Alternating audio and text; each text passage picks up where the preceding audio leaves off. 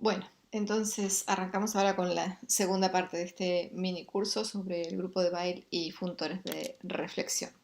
Entonces, lo que hicimos la clase pasada fue, dado un grafo orientado, le asociamos una forma cuadrática y con esa forma cuadrática vimos que las condiciones para que la misma fuera definida positiva eran que el grafo subyacente, o sea, el grafo sin orientación asociado a Q fuera de tipo Dinkin. Bueno, ahora vamos a definir las reflexiones y el grupo de Weil que nos van a permitir describir las representaciones indescomponibles del grafo Q. Entonces, lo primero que vamos a hacer es, dada la forma cuadrática, asociarle una forma bilineal. Entonces, ¿se acuerdan que dada la forma cuadrática Q, uno puede definir una forma bilineal que, bueno, no va a estar definida necesariamente en los enteros? Entonces, extendemos a los racionales.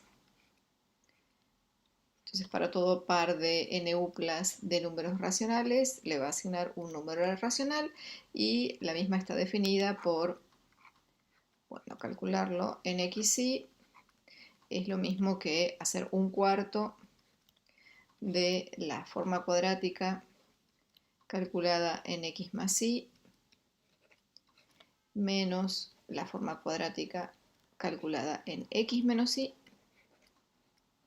o análogamente lo podemos definir como un medio de la forma cuadrática asociada calculada en x más y menos la forma cuadrática calculada en x menos la forma cuadrática calculada en y. Si uno tiene la forma bilineal, ¿cómo recupera la forma cuadrática? Bueno, la forma de recuperar la forma cuadrática es calcular directamente la forma bilineal en xx.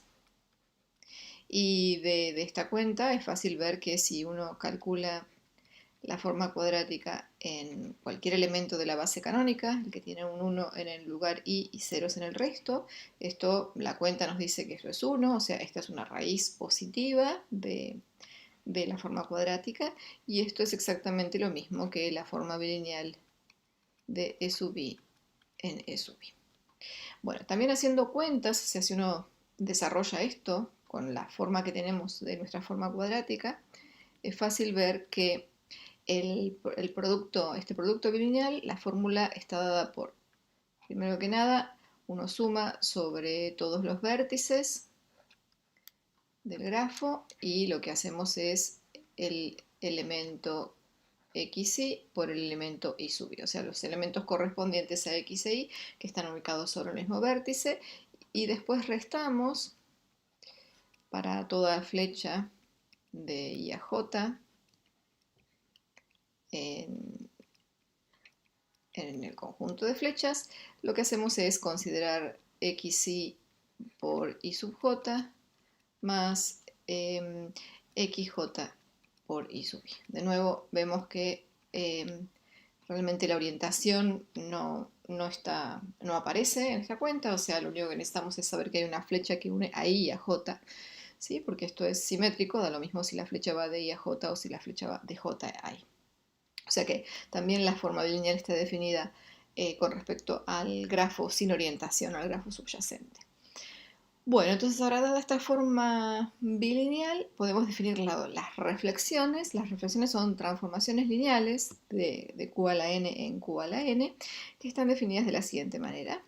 Uno a una n-upla x lo manda a x menos dos veces el producto bilineal de x con el vector e sub i por e sub i. ¿Sí? Esto es un número racional, lo que hago es multiplicar por ese número racional la coordenada iésima, multiplicarlo por 2 y eso se lo resto al vector x. Una observación interesante es que si uno se fija en la coordenada jésima de este nuevo vector, para j distinto de i, esta no cambia, porque esta operación lo único que está haciendo es cambiar la coordenada iésima, ¿sí? Así que la coordenada jésima de este vector es exactamente la coordenada jésima de x.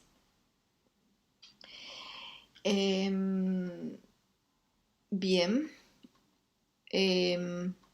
Bueno, les dejo como ejercicio, el ejercicio número 3 de este mini curso, calcular SI de sub j para distintos valores de j. Por ejemplo, si j es igual a i, lo que uno puede ver es que esto me da menos e sub i, directamente haciendo la cuenta. Si es distinto de j y hay una flecha que los une en cualquier sentido, entonces el SI de sub j da la suma del EI más EJ y en caso contrario nos da E sub j. ¿Sí? Este ejercicio nos va a ser muy útil para hacer cuentas porque fíjense que a partir de este ejercicio uno puede observar fácilmente que si uno toma cualquier nupla x, o sea, cualquier elemento x en q a la n, y quiero calcular ese i de x, el x se escribe como suma de xi o xj, vamos a decir, xj por e sub j. ¿Sí? O sea, esta es la base canónica, así que el vector x se puede escribir como combinación lineal de estos vectores, y como SI es una transformación lineal, entonces SI de x no es otra cosa que la suma del xj por SI de sub j. Y ahí entonces es donde aparecen estos cálculos que hicimos en este ejercicio. ¿Sí? Así que si uno conoce estos valores, puede calcular SI de x para cualquier x. Bueno, propiedades de estas reflexiones. Bueno, primero que nada, ¿cuánto vale S de sub i? Ese es el primer ejercicio que aparece acá. El SI de E sub i es igual a menos E sub i, y eso es algo que se puede ver fácilmente. Fíjense que si acá ponemos E sub i, sabemos que E sub i es igual a 1, o sea que lo que estamos haciendo es al vector E sub i restarle 2 veces el vector E sub i, así que esto claramente nos da menos E sub i. Si x e sub i es igual a 0, o sea, si esta parte es 0, entonces claramente el SI de x es igual a x. La composición es la identidad, o sea, SI admite inversa, y la inversa es ella misma. La SI se porta bien con esta forma bilineal, o sea, el SI de x producto con el SI de i es exactamente lo mismo que la forma bilineal de x con y para todo xy. Y por último, si x y están en Zn, entonces la fórmula de la forma bilineal nos dice que 2 veces xy está en z, porque se acuerdan que esto era un medio de una fórmula que contenía la forma cuadrática, y la forma cuadrática está en z, así que lo único que hay que hacer es matar ese un medio, con este 2 lo hacemos, y por lo tanto, fíjense que si x está en Zn, cuando hacemos esta cuenta con 2 nos da z y este está en Zn, entonces esta resta sigue estando en Zn, así que por lo tanto el SI de x pertenece a Zn. ¿Sí? Así que si partimos de un x en Zn, la reflexión lo manda a Zn, o sea que Zi restringida a Zn es una función de Zn en Zn. Bueno, lo único que nos faltaría es demostrar el 3 y el 4, que se los dejo como ejercicio, o sea, este es el ejercicio número 4. Hacer estas cuentas, verificar que la SI verifica, las reflexiones verifican estas dos propiedades. Muy bien. Bueno, entonces vamos a demostrar esta proposición. Esta proposición dice lo siguiente. Supongamos que nos restringimos a nuplas de elementos enteros y que y es un elemento fijo de los vértices. Entonces, lo que nos dice esto, claramente si pasa esto, lo que sabemos por lo que acabamos de decir es que SI de X también vive en Zn, ¿sí? Entonces, esta proposición lo que nos dice es que la forma cuadrática en x es 1, sí, solo si la forma cuadrática en el SI de x es 1. O sea, lo que me está diciendo es que x es raíz de la forma cuadrática, sí, solo si SI de X lo es. Que es un elemento en Zn y la forma cuadrática da 1. Bueno, vamos a demostrarlo. A ver, la ida. Sí, la ida. Entonces supongamos que la forma cuadrática en X nos da 1, queremos probar que la forma cuadrática en SI de X nos da 1. Bueno, entonces calculemos la forma cuadrática en SI de X, pero esto es la forma bilineal en SI de X, SI de X, y quedó como ejercicio ver que la forma bilineal se porta bien con SI, o sea, esto es lo mismo que hacer XX, que esto no es otra cosa que la forma cuadrática en X, que dijimos que era igual a 1 por hipótesis. Así que listo, la ida. La vuelta también es sencilla.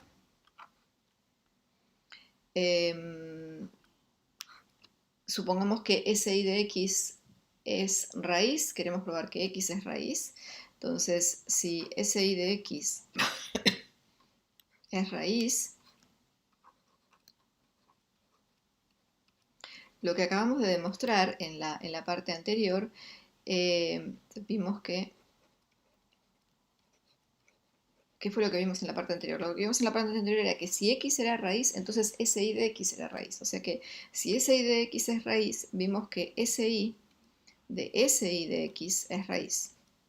Pero esto es igual a X, porque dijimos, también esto es lo que quedó para demostrar, que el cuadrado de SI es la identidad, o sea, esto es X, es raíz. Así que ahí termina la demostración. Muy bien, entonces las reflexiones transforman raíces en raíces.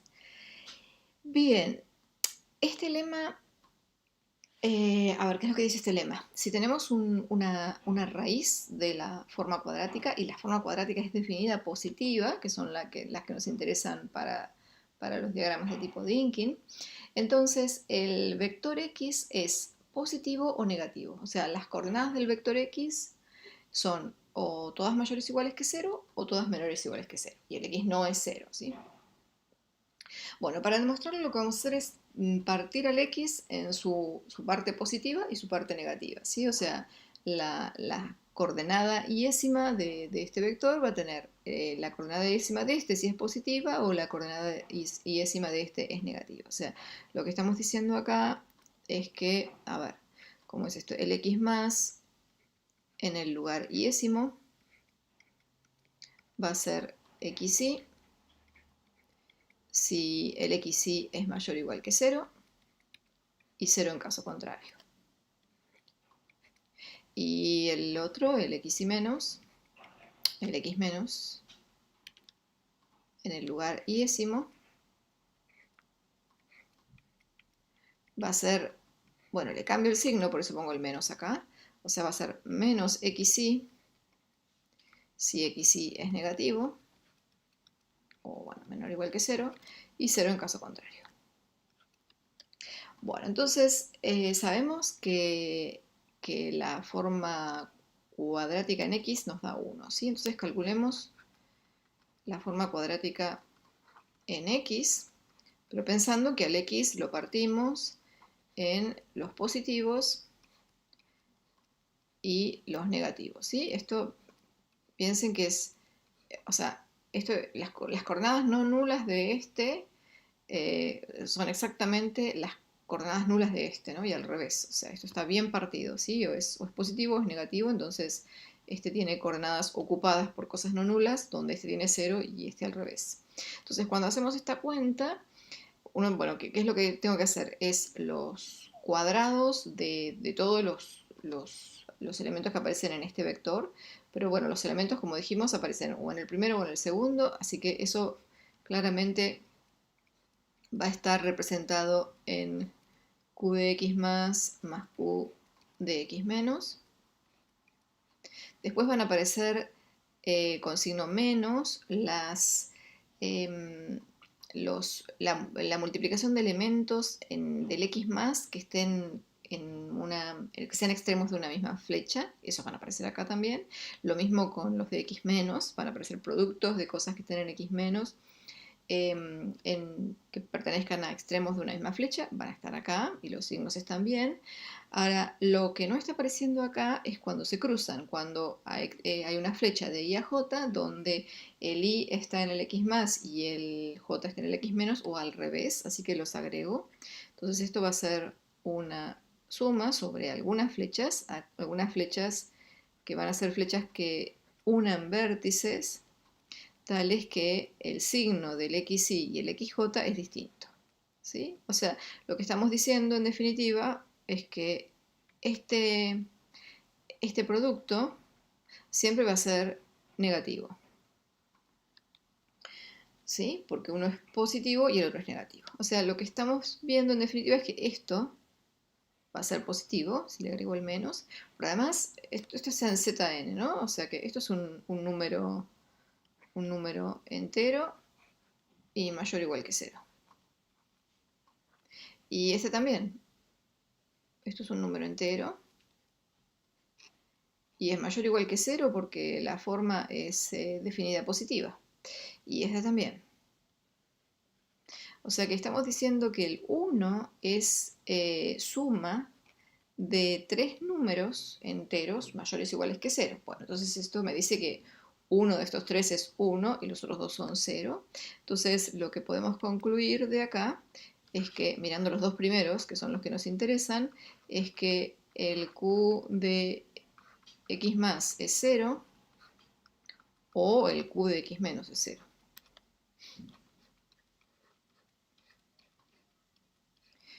Ahora, nuestra forma es definida positiva, entonces la única opción de que sea 0 es que el vector sea 0, ¿sí? Entonces esto nos dice que entonces el X más es 0, y en ese caso, si el X más es 0, entonces todas las coordenadas del X son negativas o 0, o sea, el X es estrictamente menor que 0, o el X menos es 0, y en ese caso todas las coordenadas son mayores o iguales que 0, o sea, el X es positivo, y terminamos nuestra demostración del lema. O sea que cualquier raíz de la forma cuadrática definida positiva no puede tener coordenadas negativas y positivas. Tiene todas las coordenadas positivas o todas las coordenadas negativas. Bien, bueno, entonces nuestras reflexiones SI son transformaciones lineales, eso se ve directamente en la definición. Son isomorfismos, la inversa son ellas mismas, porque SI cuadrado es igual a la identidad. Entonces viven en el conjunto de automorfismos de Q a la n, más que conjunto, ¿se acuerdan? Esto es un grupo, ¿sí? Porque la composición de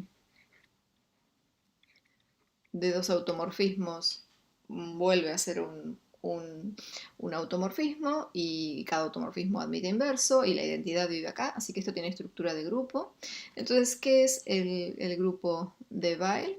Es un subgrupo de los automorfismos de Q a la n, o sea, de transformaciones lineales que son isomorfismos.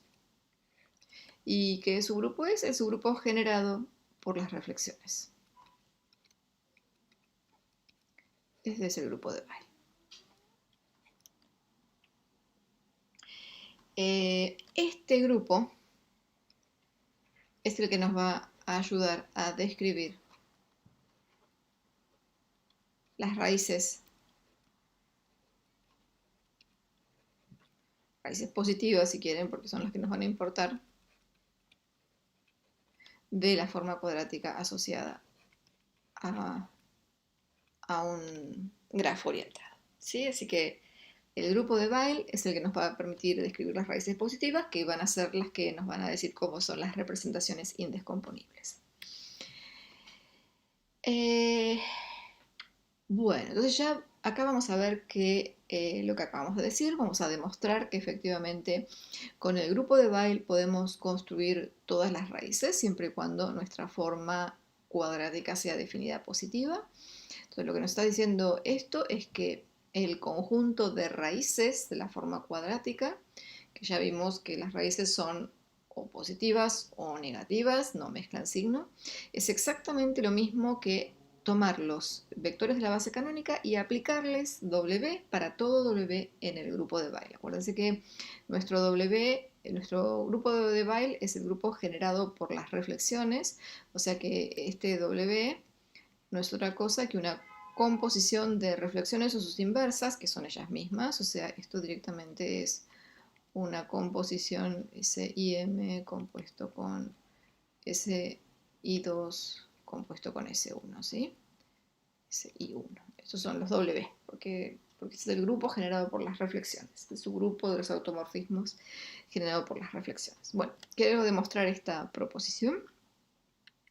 Entonces, lo vamos a hacer como siempre por doble inclusión.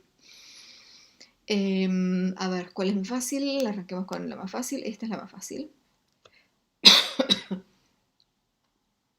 Bueno, antes de empezar esta parte de la demostración, observemos dos cosas. Entonces, sabemos, ¿qué es lo que sabemos? Sabemos, primero que nada, que E sub i es una raíz. O sea, sabemos que la forma cuadrática en E sub i, es hacer la cuenta, nos da igual a 1. O sea que E sub i verifica ser una raíz. Y también sabemos que si X es una raíz, o sea, que si X es una raíz, entonces SI de X también es una raíz. Lo demostramos hace un ratito. O sea, SI manda raíces en raíces. ¿Sí? Entonces ya está la demostración, porque lo que queremos ver es que cualquiera de estos elementos es una raíz, ¿sí? Pero el W es de esta pinta, o sea, calcular la forma cuadrática en W de sub i. Esto es calcular la forma cuadrática en S y M compuesto con SI2 compuesto con SI1 del elemento E sub i. En realidad, esta la voy a cambiar. O sea, lo que sabemos es más fuerte todavía en este. Vamos a escribirlo mejor este.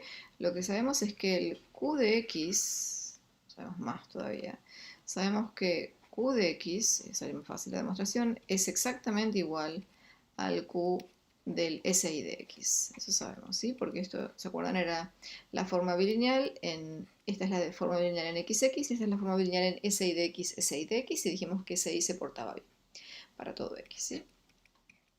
Bueno, entonces ahora haciendo esta cuenta, ¿qué pasó? Los SI los podemos ir cancelando por esta propiedad y llegamos entonces en definitiva a que esto es la forma cuadrática en E sub i y por la primera observación que hicimos esto es 1, así que termino esta parte de la demostración. Bueno, vamos con la otra. Entonces ahora quiero ver esto, quiero ver que si X es una raíz, entonces el X se escribe como un W por E sub i, donde el W tiene esta pinta, ¿sí? Bueno, entonces, primero que nada, nosotros sabemos que como X es una raíz, recién vimos que entonces el X es mayor que 0 o X es menor que 0. Bueno, entonces vamos a suponer la primera parte, ¿sí? Vamos a trabajar con esto. Entonces supongamos que el X es mayor que 0.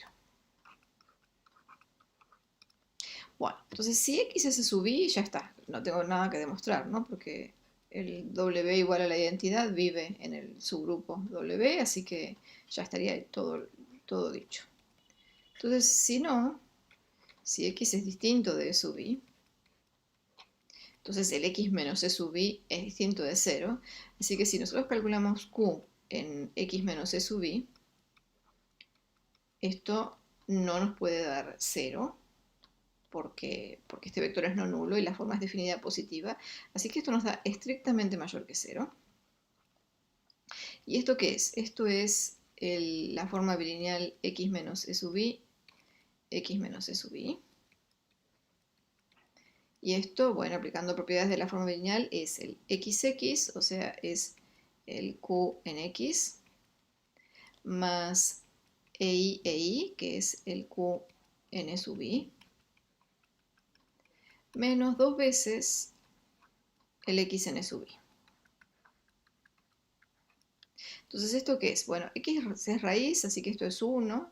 El E sub i también es raíz, así que esto también es 1. Esto nos da 2 veces menos 2 veces el x sub i.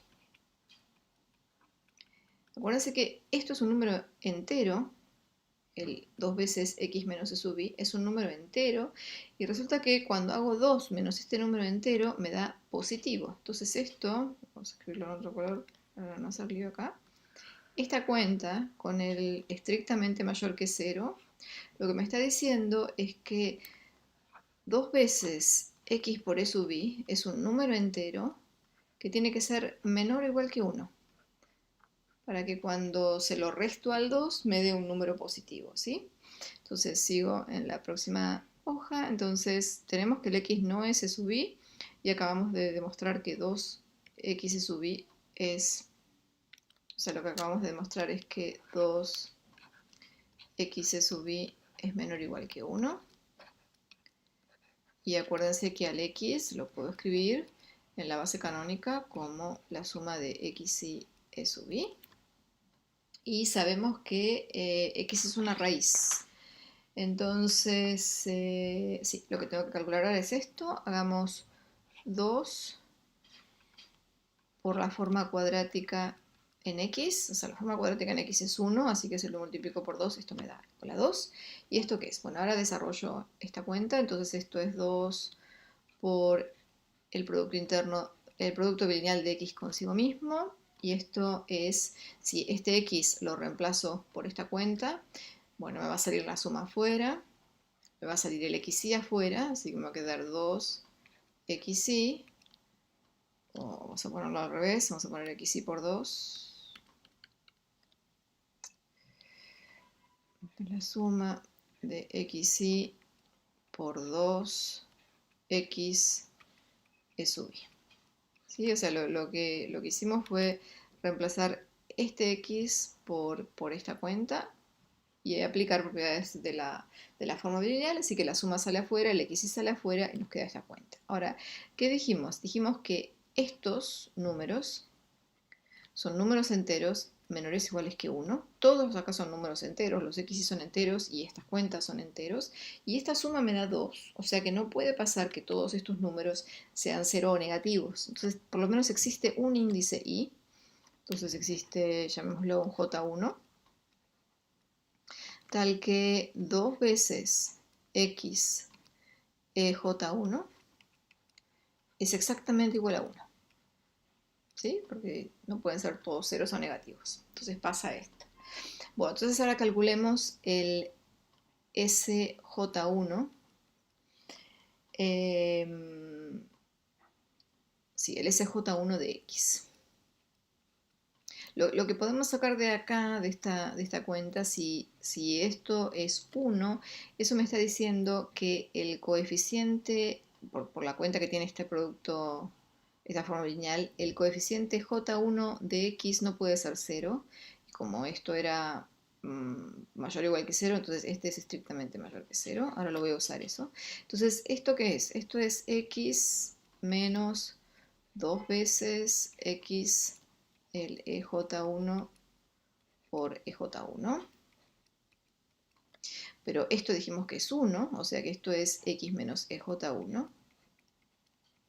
O sea que lo que estoy haciendo es restarle un 1 a la coordenada J1 y el resto las dejo como están. Entonces, como la coordenada J1 es estrictamente mayor que 0 y es un número entero, o sea, es mayor o igual que 1, este vector es estrictamente mayor que 0. O podría ser 0, bueno, pero si es 0 llegamos a lo que queríamos, ¿no? Porque queríamos ver que el x era, pues claro, si el x es 1 e sub i, ya terminó la demostración, entonces si suponemos que no es e sub j, entonces sigue la demostración. Bien, entonces, ¿qué llegamos? Llegamos a que si no es EJ1, que ahí terminé la demostración, lo que tenemos es que 0 es menor que el SJ1 de x, que es estrictamente menor que x. Entonces, ahora volvemos a repetir el proceso. Miro este vector, el SJ1 de x. Entonces yo digo, bueno, si el SJ1 de x es igual a e sub i, la demostración terminó. Porque es exactamente lo que quiero. Bueno, en este caso, si pasara esto, entonces el X sería SJ1 de sub I, que era lo que queríamos demostrar, ¿no? Queríamos ver que el X era algún W calculado en E sub I. Entonces acá termina la demostración. Si no, repito el proceso. Así fue como empezamos esta demostración, ¿sí? O sea, dijimos, si el X es E sub I, listo. Si no es E sub I, entonces restábamos X menos E sub I, calculábamos que este número era menor o igual que 1 y llegábamos a la conclusión de que había un índice tal que al índice le pasaba esto. Entonces, hago lo mismo. Existe un J2 tal que el SJ2 SJ1 de X, o bien me va a dar un EJ1, que en ese caso ya la demostración termina, o bien es estrictamente mayor que 0 y esto es estrictamente menor que el SJ1 de X, que es estrictamente menor que X. Y ahora repito lo mismo, ¿no? Si esto es Y, termina la demostración, si no existe un Jn. Bueno, entre 0 y X, como estos tienen coordenadas enteras, entre 0 y X hay un número finito de vectores, así que esto en algún momento termina. Entonces termina cuando decimos que entonces finalmente el SJM compuesto con SJ1 de X es igual a L sub I. ¿Y esto qué significa? Paso todo para el otro lado porque estos tienen inversos que son ellos mismos. Eso significa que X es igual a SJ1 compuesto con SJM del E sub I. Y esto es un elemento en el grupo de Weyl, ¿sí? Este es un W de sub I, que es exactamente lo que queríamos demostrar. Bueno, queda como ejercicio 5 completar la demostración para X menor que 0, porque hicimos la demostración solo para el X positivo. La demostración es similar. Bien, entonces tenemos las reflexiones. Sabemos que las reflexiones, si las empezamos a componer entre sí, nos dan el grupo de Weyl. Y acabamos de ver que calcular W de E sub I para cualquier W en el grupo de Weyl, eso nos da todas las raíces de la forma cuadrática si esta es definida positiva. Entonces, queremos dentro del grupo de Weyl encontrar un elemento que nos va a ayudar a hacer mejor estas cuentas, que es lo que se llama la transformación de Coxeter. Entonces, para definir la transformación de Coxeter necesitamos hablar de un orden admisible. Entonces, el orden admisible se lo vamos a dar a los vértices. Entonces, dado nuestro grafo orientado Q, lo que vamos a hacer es numerar los vértices del grafo de manera tal que si el I le dimos un valor menor que J, eso significa que no hay una flecha de I a J, ¿sí? Entonces, por ejemplo, en este grafo orientado, estos dos elementos van a tener que ser los más chicos porque dijimos que I menor que J significa que no hay una flecha de I a J, así que está bien poner el 1 acá, entonces no hay ningún problema, no va a haber ninguna flecha de 1 en nadie ni de 2 en nadie. Bueno, acá tendríamos que poner el 3, entonces está todo bien, porque 1 es menor que 3, pero no hay flechas de 3 a 1, 2 es menor que 3, pero no hay flechas de 2 a 3. Sigo, puedo poner el 4 acá, el 5 acá y el 6 acá. Ese es un orden admisible, ¿sí? Obviamente no es único, ¿sí? Claramente, por ejemplo, el 5 y el 6, el 1 y el 2, bueno, podríamos haber intercambiado el 1 y el 2 acá. Claramente en estos puntos teníamos que poner el 1 y el 2, pero podíamos intercambiarlos. Acá claramente tenía que ir el 3, no había otra opción. Pero después acá, no sé, el 6 podría haber venido acá, o acá el 5, 6 y acá el 4, sí, teníamos opciones acá. Ahora, ¿qué pasa en este ejemplo? Bueno, en este ejemplo, el único orden que le puedo dar, la única numeración que le puedo dar a los vértices es 1, 2. El dibujo es simétrico, así que si pongo 2, 1 es exactamente lo mismo. Y esto no es un orden admisible, ¿no? 1 es menor que 2 y hay una flecha de 1 a 2. Entonces, lo que podemos observar es que con la hipótesis de que el grafo no contenga circuitos orientados, entonces ahí sí podemos estar seguros de que admite un orden admisible. Y como a nosotros nos interesan los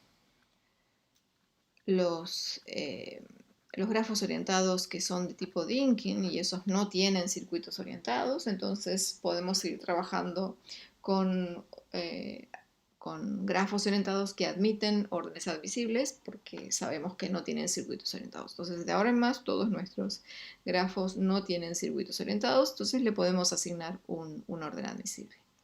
Bueno, entonces, puesto el orden admisible en los vértices de nuestro grafo orientado, definimos lo que se llama la transformación de Coxeter, que va a ser aplicar primero S1, después S2 y por último Sn. O sea que esto es la transformación de Coxeter, que claramente es un elemento del grupo de Weyl. ¿Y qué es la inversa? Bueno, la inversa va a ser la inversa de S1, inversa de S2, pero la inversa de S1 es S1 misma, así que la inversa de la transformación de Coxeter va a ser la composición de las reflexiones puestas en el orden inverso. Y esto también, obviamente, es un elemento del grupo de Weyl. Bueno, y creo que vamos a dejar por acá. Sí, entonces dejamos por acá y seguiremos en la tercera parte del curso.